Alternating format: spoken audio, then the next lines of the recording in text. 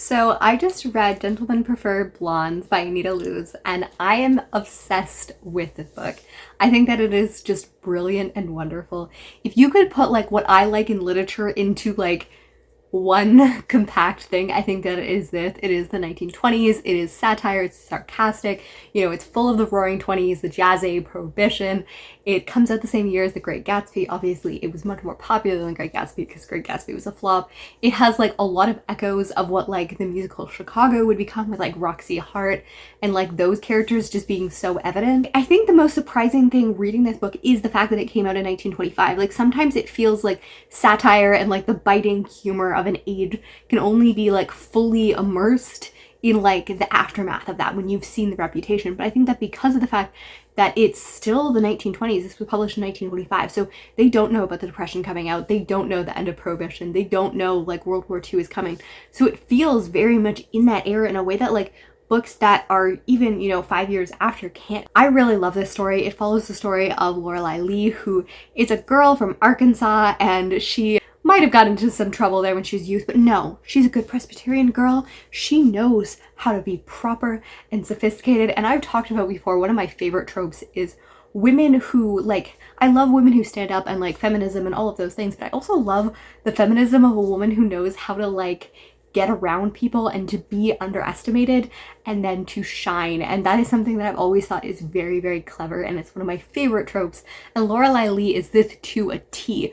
The title is Gentlemen's Prefer Blondes because, there's kind of this idea of blondes as airy as all of these things, but like Lorelei is very, very intelligent, and throughout the whole novel she talks about how like she's being educated and all of these things. And she sometimes says very silly things, but she's also shown to be incredibly clever.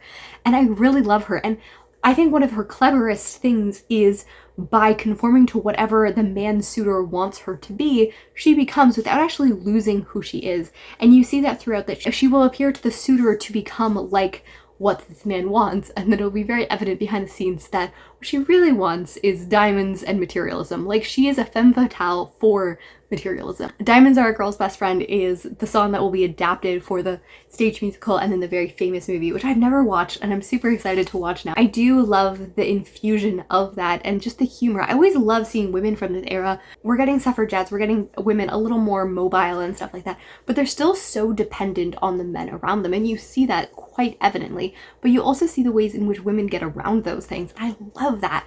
Like, you see her going across and like there's just some clever maneuvering where like, at one point she really wants to get this tiara and it's a lot of money. So she first of all tries to like get her old-fashioned sugar daddy, who's like always going around being like, I want you to be educated, here's some books. And she's like, okay, I'll have some books and stuff like that. And you know that she's very clever, but then she's also making fun of him a little bit. She conforms to the way he is more when he is around than when he is not around. But then when he refuses her, she decides that she's just going to find the wealthiest man around, and they're like, don't try to seduce him. And she's like, no, I will seduce him. So, she ends up going on this whole adventure to try to charm him. And then at one time she invites him over because he's not buying her things, and she gets orchids delivered, and then she like enthusiastically like falls to her knees and is like, a man giving me orchids every day, like that is the best like thing of love that could ever happen. And she's just going over the top from when he's like, no, I didn't get to use those orchids, to being like, yes. And then like she gets so many orchids, and then she's like, well, when a man is used to buying orchids every single day, it is much easier for him to buy a tiara for you. And just the cleverness is so great. And then when she finally gets the tiara, she's like, there's so many orchids around here, it's like a funeral. You see this throughout where like she shamelessly uses that. Like, she shamelessly is a gold digger, I guess is the word that a lot of people have used in this, but like I don't know as much because I always associate that with like matrimony, in which I don't know if this character particularly wants to get married. Like, she likes her freedom, and the idea of being stuck into like this very rigid society is something that is unappealing to her, whether, she's trying to be an actress, whether she's trying to be a socialite, whether she's trying to be influential in many different ways. she doesn't really care what her clout and influence comes at, as long as she gets to have a good time. And she's like, well, if I'm not gonna be in the Ritz, like what purpose is this? And it does sound very like frivolous in many things, but it also has like really good strong female friendships. Like her and Dorothy are hilarious. Like they do rag on each other sometimes, but I also know that they are in on the ploy together, and I love that. I've always had a great sense of humor, and I've always enjoyed playing hoax and like things like that with my friends. That's something that's always been really integral to my own friendships, and all good-naturedly, although some of them went so far that like people were quite devastated or like shocked or wouldn't believe me. Like I convinced everyone that me and my childhood best friends were long lost sisters, and that like her mother couldn't, like, you know, she kept on having stillborns, so she gave up her and her sister for adoption to like her friend. And then like we created this like whole story, and then like my sister was like, I'm not gonna lie, and then we're like, it's okay. You know, she's just so emotional, she can't talk about it. Like she's so upset at the fact that our mother did that, and like the whole thing. And like we could not convince our friend of this lie for months. My like fake relative trait has been something that I've loved. Like I've had so many fake cousins, and yeah, like this is setting up a great idea of who I was as a teenager. And like, you know, I still like to believe that like saying ironic things without changing your voice is how you do things. So like her good natured like ploys and stuff like that are really great. But then you also see some compassion in situations where like she's like, oh, I don't want to harm this person, or oh, I want to do this. And like, you know, her and Dorothy do like, you know, use each other or discourage each other's in some cases in order to have a better ploy. But I do think that you have that friendship in most cases, though it is not a perfect representation of female friendship. I'm very interested in the way that I'm going to portray this in film, because they're such like pronounced female characters in that era of cinema. Like, do they have the kind of equal billing kind of thing? I don't know if I have any other words for this other than like utter delight. Like I had such a great time, but there isn't a plot outside of like, you know, it's episodic in the ways in which she's like, I have a man, and then she's like, I have a headache. And I'm thinking about like how much we don't talk about like headaches and things like that over the past, but like headaches and depression and stuff like that is mentioned throughout, and how much of it is completely real versus completely fake is hard to tell, but I definitely think it's a mix. And then also like boredom and stuff like that. Like she feels like a really real character in ways that I often don't, because it's diary entries and because it's kind of episodic. It's like, oh yeah, no, you know, he talks so much I didn't get to write for such a long time. And there is really this thin level between like where she is in society. Like she talks about when she's trying to be more Puritan and stuff like that, she like really denounces like flappers and their scandalous ways, and how she's a good Christian woman and that's why you have to have wine and then another bottle of wine. And it's just so great, and she's so good at like getting people to believe what she wants.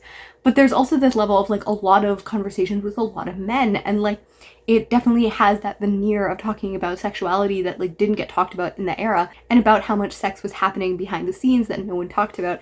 And even in that context, she talks about part of her history is, you know, being taken in by a person who didn't always have the right intentions with women. And it's interesting to read into those stories. And Anita Loos was an actress at the time, and she married a very prominent man, and her husband kind of almost tried to block this book, and then he was like, no, if you dedicate it to me, that's fine. And the next book in the series, and like the final book in it, is But They Marry Brunettes, and she herself is a brunette and said that she herself was more based on Dorothy, the, you know, best friend. I need to tell another part of the book that just made me so happy, which is when it's talking about like her having a bunch of alcohol from a bootlegger, and then the judge gets called because he prosecutes everyone, but he needs to know where the best alcohol is, so he's going, and then the bootlegger and the judge are both in love with Dorothy. And they're fighting it off, and then he's like, yes, he got the quickest sentences because he had to go back prosecuting everyone else, and then he went back and he got drunk again. And it's just expert. Like there's something in that kind of humor that just makes me so happy. But yeah, the follow-up book, I'm not really sure, like it's not as well known, and she was like being clamored for more and more because she was so well loved as a novelist. But as an actress and as a screenwriter and as a wife and like all of these different roles that she kind of juggled, she decided that she would retire after the second. And I would have loved to see where she went if she had continued on in this story, or like continued on as an author, because she's just so funny. Like, these started as articles and then she developed, and they do definitely have a plot and a progression and different stories while also retaining their kind of episodic thing. And yeah, if you want to have a good time, if you want to feel like you're immersed in the 1920s, this is an incredibly short book. It was like 4 hours on audiobook. I think it's like 150 pages. You could read it in a day very easily. But yeah, I think that this is a book that should be re-examined, and kind of like, I love these fun classics that like sometimes don't get talked about. And the 1920s is an era that I just love. So yeah, if you have any recommendations from this era, or from like kind of the flapper girl kind of thing, I would love to hear it, because this isn't trying to be like literary and deep. It's just trying to be like a representation of that era, and I love that. Let me know if you've read this novel, if you've watched any adaptation of it. I would love to hear from you, and happy reading and writing, and continue to be a scandalous woman around town.